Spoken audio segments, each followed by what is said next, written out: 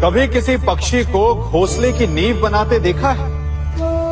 अथक परिश्रम करके तिनका तिनका बिटोर कर वो पक्षी अपना घोंसला बनाता है, अपनी संतान के लिए एक सुरक्षित घर बनाता है। और फिर कहीं से तीव्र आंधी आती है, भारी वर्षा होती है और उसका घोंसला तिनका तिनका करके बिखर जाता है। फिर वो पक्षी क्या करता है? वो रोता नहीं, ना ही विलाप करता है। वो बिना विलंब करे फिर से अपना घोंसला बनाना प्रारंभ कर देता है और सफलता पाता है। फिर हम क्यों छोटी छोटी असफलता से भयभीत होकर परिश्रम करना छोड़ देते हैं?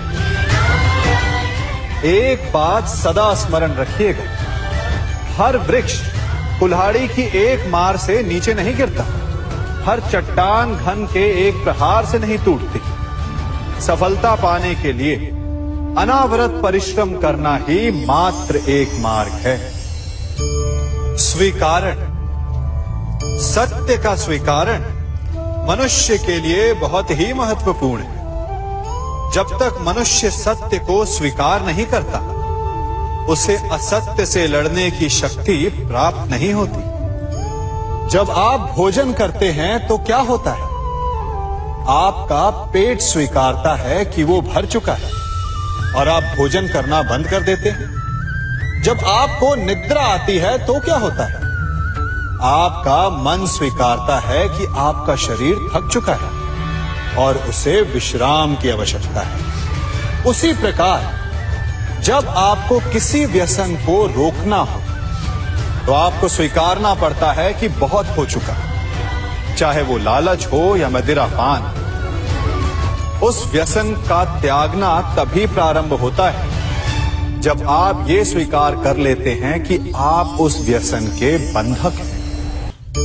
हम में से ऐसा कोई नहीं जिनकी परछाई उनसे दूर रहती। हमारी परछाई सदैव हमारे साथ रहती है। कदाचित हमारी परछाई हमारे कर्मों के फलों का संकेत है। कदाचित इसी कारण कई बार हमें अपनी परछाई से भय भी लगता है, परंतु इस भय से निवारण पाने का एक साधन अवश्य है। वो है सूर्य की ओर मुख करना या किसी प्रकाश के स्रोत की ओर मुख करना, क्योंकि तब हमें हमारी परछाई दिखाई नहीं देती। यदि इसे जीवन के संदर्भ में देखें तो ये प्रकाश का स्रोत शुभ कर्मों की चेतना है। यदि आपके मन में शुभ कर्म करने की इच्छा है तो आपको कभी भी अपने कर्मों के फल का भय नहीं होगा, क्योंकि यदि आपका मन शुद्ध होगा तो आपके कर्म शुद्ध होंगे और शुद्ध कर्मों का फल कभी अशुद्ध नहीं हो सकता। आज मैं आप सबको एक कथा सुनाता हूं। एक दिन प्रातः एक व्यापारी अपने घर से निकला। घर से निकलते ही एक बिल्ली ने उस व्यापारी का मार्ग काट दी। व्यापारी घबरा गया। वो फिर से घर लौट गया और शुभ घड़ी की प्रतीक्षा करने लगा। और जब वो पुनः अपने घर से निकला तब वो वाहन जा चुका था जिससे राजा तक पहुंचकर उसे भेंट देनी थी। राजा को भेंट नहीं मिली। राजा क्रोधित हो गए। राजा ने उस व्यापारी का व्यापार बंद करवा दिया। इस कारण व्यापारी क्रोधित होकर घर पर अपनी पत्नी से लड़ बैठा। पत्नी अपने बच्चों समेत मैके वापस चली गई और उस व्यापारी के जीवन में यदि कुछ रह गया था तो केवल अंधकार। और इन सब का कारण वो उस बिल्ली को मानता रहा जिसने उसका मार्ग काटा था। ऐसा ही एक दूसरा व्यापारी राजा को भेंट देने निकला और उस व्यापारी का मार्ग भी एक बिल्ली ने काट दिया। वो व्यापारी तनिक घबराया, परंतु उसने आगे बढ़ना अधिक उचित समझा। राजा तक वो समय पर पहुंचा। उसने राजा को भेंट दी। राजा प्रसन्न हुए और राजा ने व्यापारी को अपना व्यापार बढ़ाने की अनुमति दी, स्वर्ण आभूषण दी। जब व्यापारी घर पर पहुंचा तो पत्नी को आभूषण और अपने बच्चों को देने के लिए वस्त्र थे उसके पास। हर ओर प्रसन्नता थी। समझ रहे हैं ना, दोनों के साथ एक ही प्रकार की घटना हुई, परंतु दोनों की प्रतिक्रिया भिन्न थी। ऐसा ही हमारा जीवन भी है। हमारे जीवन में प्रारब्ध का अपना स्थान है, परंतु उससे कई अधिक महत्वपूर्ण हमारी प्रतिक्रिया, हमारे सोच का प्रभाव है। क्योंकि यही हमारे जीवन को आकार देते हैं। इसलिए अपनी सोच को सकारात्मक रखिए, आपका जीवन सदैव आनंदमय रहेगा। आप इन दो पात्रों को देख रहे हैं। मेरे इस पात्र में जल है और ये पात्र मिष्ठान से भरा हुआ है। दोनों ही पात्र भरे हैं, परंतु देखिए, मिश्री को जल में मिला दिया, जल ने मिश्री को अपना लिया, मिश्री ने अपना अस्तित्व खो दिया।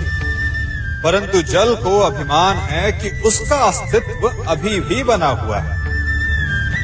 परंतु जो इस जल को चखेगा उसे अवश्य पता चल जाएगा कि ये जल अब वो जल नहीं रहा, ये अब शरबत बन गया। हमारा त्याग, हमारे बलिदान भी ऐसे ही होते हैं। जो इस बात को अनुभव करते हैं वो समझ सकते हैं कि कैसे हमने समय की धारा को बदल दिया।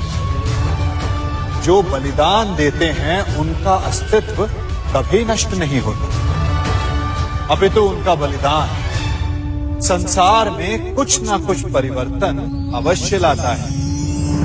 हम सभी कभी ना कभी, कहीं ना कहीं अपने जीवन में यात्रा अवश्य करते हैं।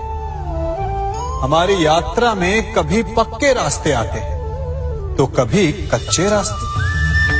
पक्के रास्ते मनुष्य बनाता है और कच्चे रास्ते जानते हैं कैसे बनते हैं? चलते चलते बन जाते हैं।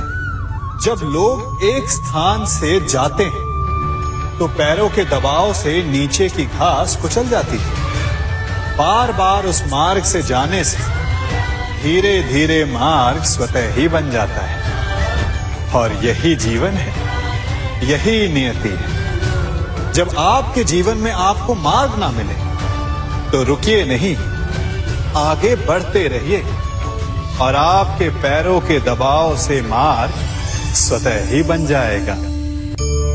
हम सभी अपने जीवन में सफलता चाहते हैं, है ना? उसके लिए हम रात दिन परिश्रम करते हैं, कड़ी मेहनत करते हैं, परंतु फिर भी असफल हो जाते हैं। परंतु ऐसा क्यों होता है? कभी सोचा आप सबने? क्योंकि सफलता पाने का मंत्र बड़ा कठिन नहीं, बड़ा सरल है। उचित विचार, उचित समय, उचित स्थान पर उचित प्रहार। जब आपके विचार, समय, स्थान और प्रहार यानी परिश्रम उचित है तो सफलता आप ही को मिलेगी। जिस प्रकार एक लोहार लोहे से कुछ बनाते समय उस लोहे के सही ताप तक के आने की प्रतीक्षा करता है और समय आने पर उचित स्थान पर पर्याप्त बल से प्रहार करता है और लोहा आकार ले लेता है, ठीक उसी प्रकार आपकी सफलता भी आकार लेती है। हम सभी को अपने जीवन में कभी ना कभी निराशा मिलती है, असफलता मिलती है और अधिकतर लोग इसके पश्चात भाग्य का रोना लेकर बैठ जाते हैं। कुछ कहते हैं कि जिस स्थान पर मैं हूं उससे कई ऊंचे स्थान पर होने के योग्य था, परंतु नहीं जा पाया। किसी को पीड़ा है कि उसे जो मिलना चाहिए था वो उसे नहीं मिला, भाग्य ही बुरा था। भाग्य क्या होता है? भाग्य वन में खिला पुष्प देवताओं को चढ़ाया जाएगा, या किसी सुंदरी की वेणी में वो सजेगा, या फिर उसे कुचलकर उत्पाद बना दिया जाएगा। ये सब एक पुष्प के नियंत्रण में नहीं होता, परंतु जब तक उस पुष्प का अस्तित्व है सुगंध बिखेरना उसके वश में अवश्य है। परंतु भाग्य हमारे वश में नहीं, और जो हमारे वश में नहीं उसके लिए दुखी होने से क्या होगा। कर्म पर वश है, वो कीजिए और धीरे धीरे भाग्य आपके वश में आ जाएगा, क्योंकि कर्म ही प्रधान है।